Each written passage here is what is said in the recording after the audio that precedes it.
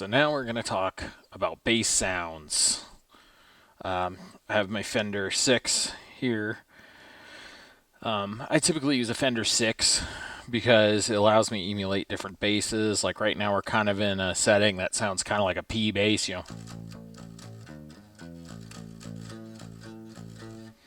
I can put both the bridge and the middle together to get sort of a kind of a jazz bass sound.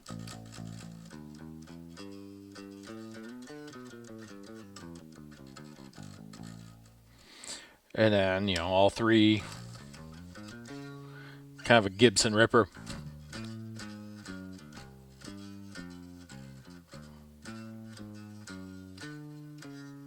Yeah, it's messing with my head with the audio latency. We're going to just do neck and bridge together. Or even neck, kind of for that 60 sound.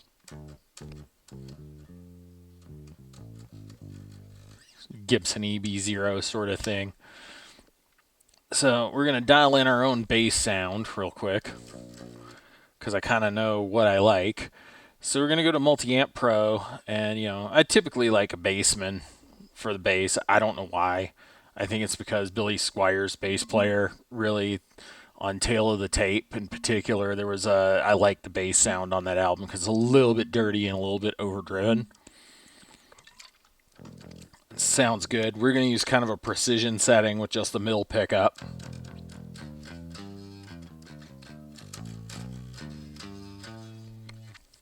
So there we go. And then we're going to turn up the drive a little. And the bass, because the bass, of course. Maybe a little more mids. Got kind of almost a Michael Bean, the call sound kind of thing going on here. You know.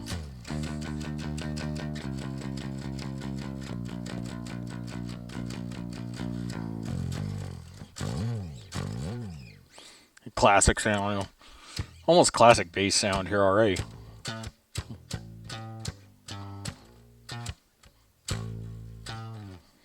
Yeah, you're not going to hear very heavy playing from me on here just because of the basic fact that there's some latency. But there's like just enough no latency. So for this, we're going to play around with cabinets a little bit. Let's try the 2x12 Seattle. That's almost kind of like Chris Novoselic there, you know.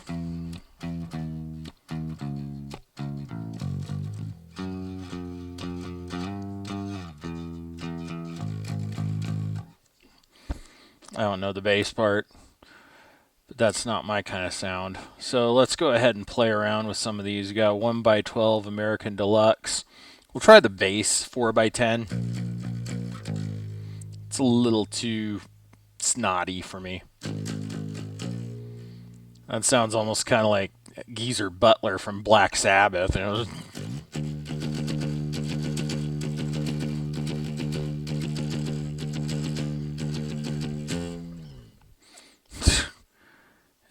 Van Halen.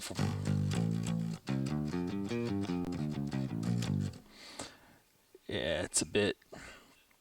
I'm going to play with cabinets a little bit until we find one that we like. 1x10 UKC. Maybe a 2x12 standard. 2x12 super clean. You know, but maybe I'll opt without the cabinet real quick.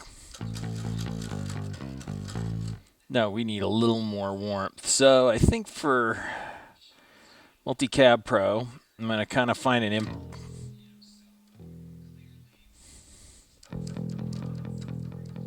I like that. That's kind of close to Michael Bean of the Call. I like that sound. It's also a little bit Benjamin Orr-ish, so there we go. That's a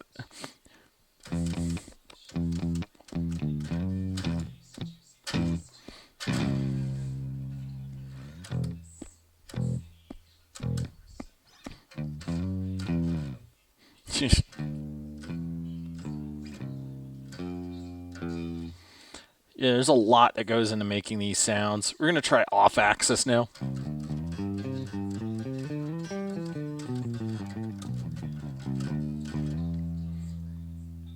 That's kind of a neat sound to it. Let's try far.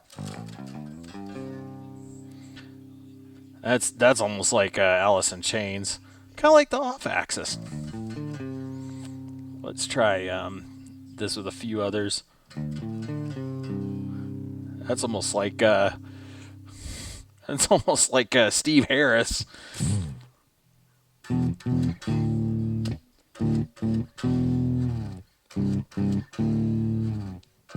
gonna reach for the sky.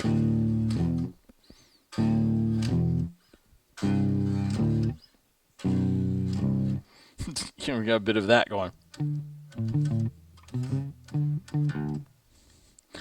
Alright. Can't do anything cool there. Let's try some other ones out. 121, 87. I think I'm going to stick with the electro voice this time.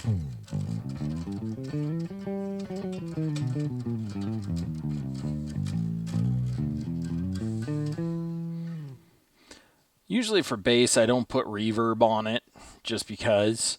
You know, we might put a little bit. So it kind of shows you a little bit. Maybe we'll want to do some tones, so we'll do another EQ, graphic EQ here. Let's fatten it up a little.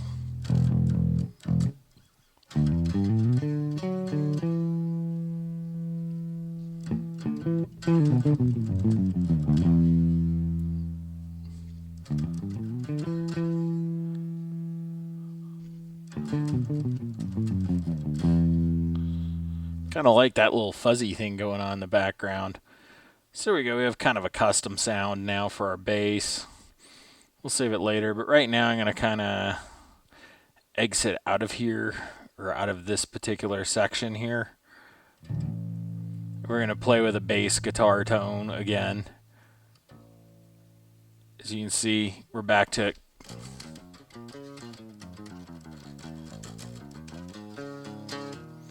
going to kind of show you some basic sounds BandLab uses. This is the one I use 90% of the time, the 70s pop one.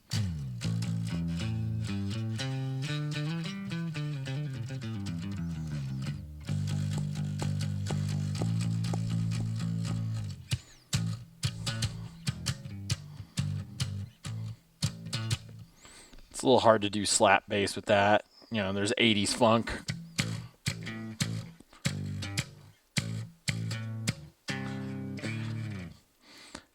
I sometimes use that one, acid bass, ambient. I would probably use this more with the 6 when I'm doing, you know, more of the guitar-y type stuff.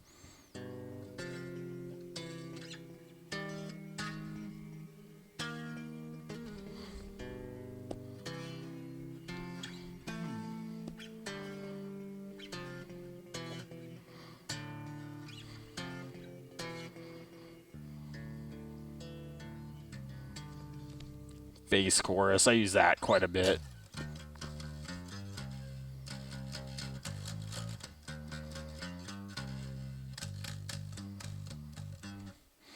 So you have a bunch of different options on here. This would be kind of almost like, you know, almost kind of like Motorhead, you know.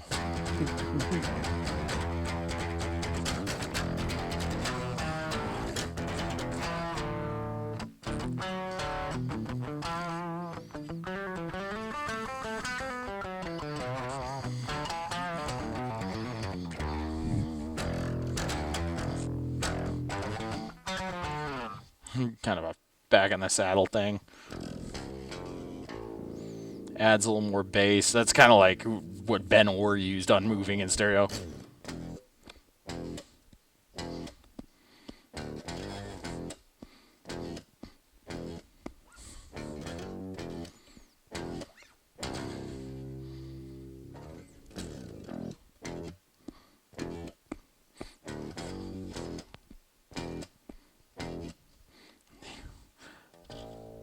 And got the Beatle one.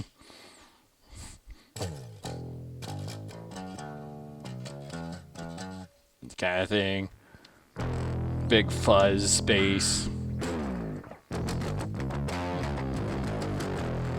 Delayed bass, you know.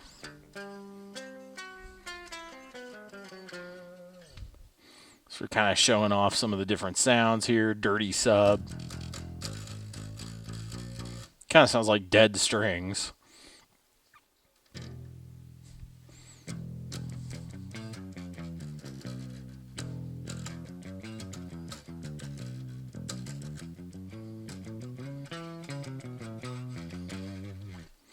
Yeah, so this should kind of show you what I do with the bass guitar sounds on here a little bit. I know this one's going to be cut kind of short, but that's just the way, you know.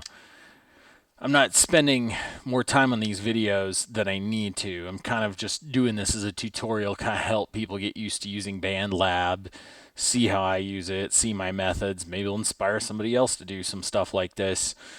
There's a lot of us up there doing this kind of stuff, and, you know, it's kind of how we go. I don't have any preset syllabus or anything for this. I just sort of do it, you know, the way I work at working with BandLab. That's how I come up with this stuff.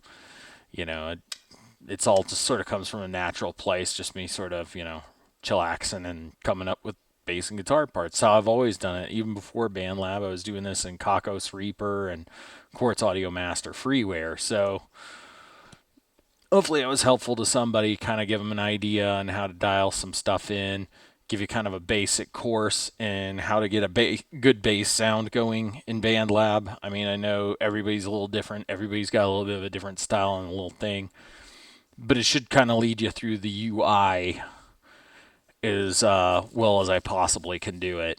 I mean, that's about all I can do. So it's creepingnet signing out. See you in the next video.